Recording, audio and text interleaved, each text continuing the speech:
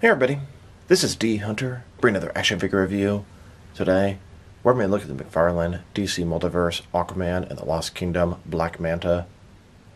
This looks to be a pretty good regular Black Manta figure. It's the second one they've made in the McFarlane line, so let's take a look. As you can see at the top, 22 moving parts, McFarlane Toys, ages 12 plus, DC Multiverse, Aquaman and the Lost Kingdom, Black Manta. Here he is in the package. Looks like he has two flame effects, collector's card, and I think a flight stand. One side, Black Manta from Aquaman and the Lost Kingdom, Black Manta. At the bottom, his credits and his barcode. And at the back, there's Black Manta. So with no further ado, let's open him up. And I did get the entire wave from figurineforall.com. I believe they're a Canadian-based website. They get the figures a little bit earlier than the US sometimes. Well, it's not the entire wave. They were sold out of the Seahorse, but the McFarlane Toy Store had that one in stock, so I ordered it there, although it hasn't shipped yet. And there's also a Target exclusive Aquaman. Alright, now that this figure out of the package, here he is with all the accessories laid out. He comes with a flight stand, a collector's card, and then two flame exhaust pieces for his backpack or jetpack. But before I take a look at those, let's talk about and check out the actual figure. So this is Black Manta. His real name is David Hyde. He's one of Aquaman's main enemies. He was in both the Aquaman films. So let's take a look.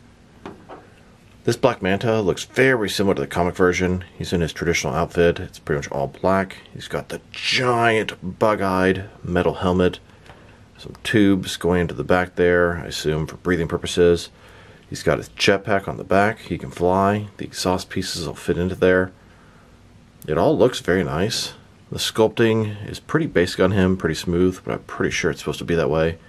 He's got something on one forearm, not on the other.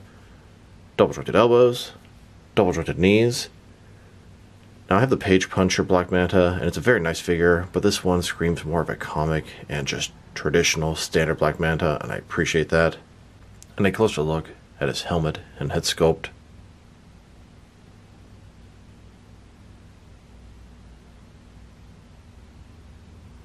Now let's check out his accessories, and let's start off with the boring stuff.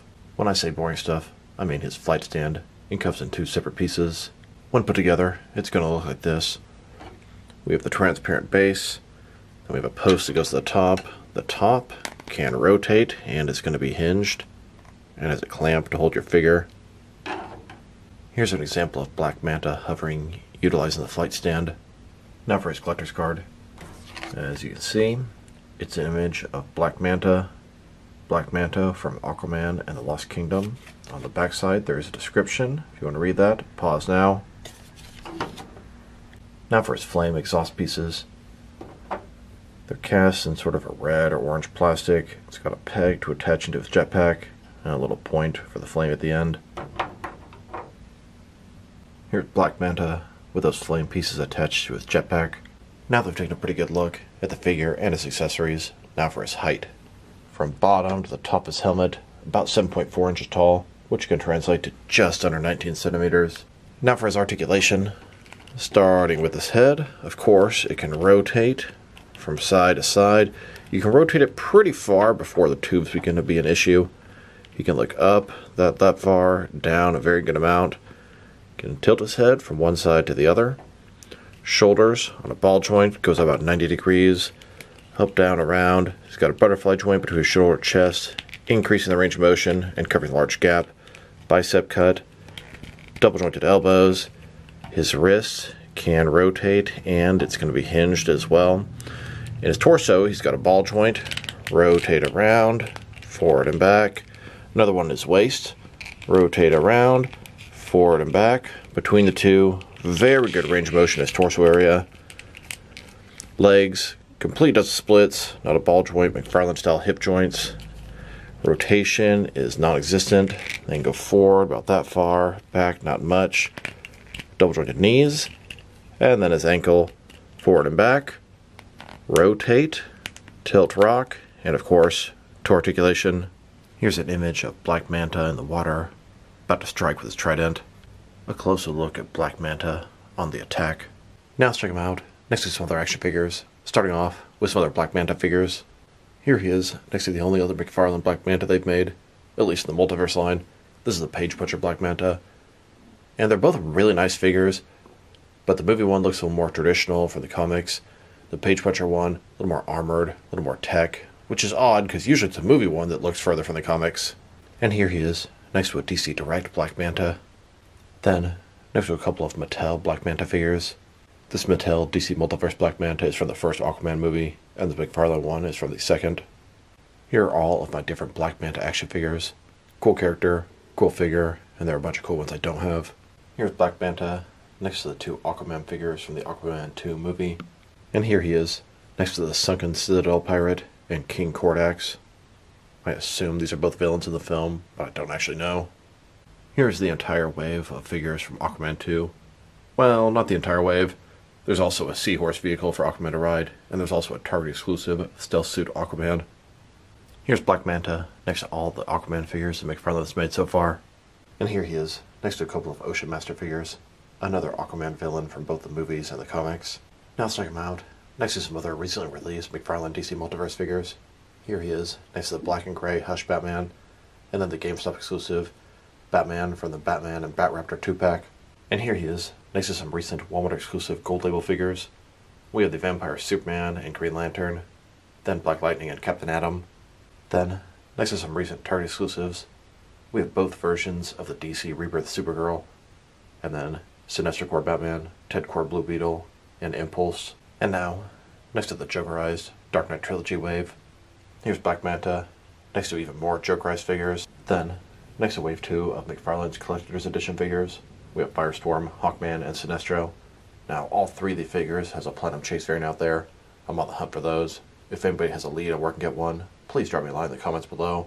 And now, next to the Amazon exclusive Batman, Clayface, and Batwoman Rebirth 3-pack, here's Black Manta, next to the Atomic Skull vs. Superman 2-pack. And here he is, next to the Ultimate Batman Movie 6-pack. Then, next to the Entertainment Earth exclusive Sketch, Rebirth Superman and the Batman Who Laughs. Then the Black Light, Infinite Frontier, Joker and Scarecrow. And now, with even more Amazon exclusive figures. These are glow-in-the-dark versions, the Infected Batman, Swamp Thing, and Jon Stewart.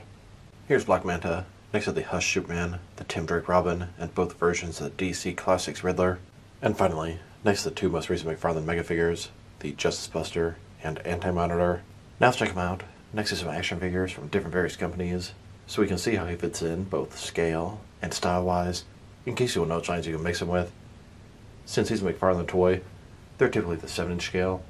I'm going to start off my comparisons with some of the larger action figure lines I collect, and work way smaller. But first, let's check him out with some of his McFarlane Toys brothers.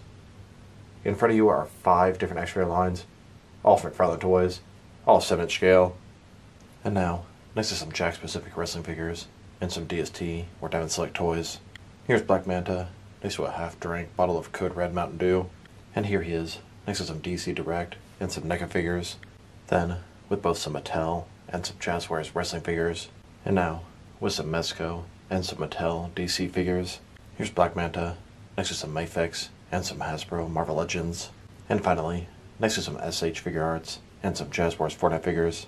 So overall, it's a very nice Black Manta figure. His body is kind of basic, kind of bland, kind of smooth, and it works. I like it. It looks like a traditional comic Black Manta. Not necessarily classic, but iconic. It looks like a modern Black Manta that jumped right out of the comics, and I like that. His accessories, just the flaming sauce pieces, they're cool, but he could use a weapon. His articulation is everything to expect from a modern McFarlane DC Multiverse figure.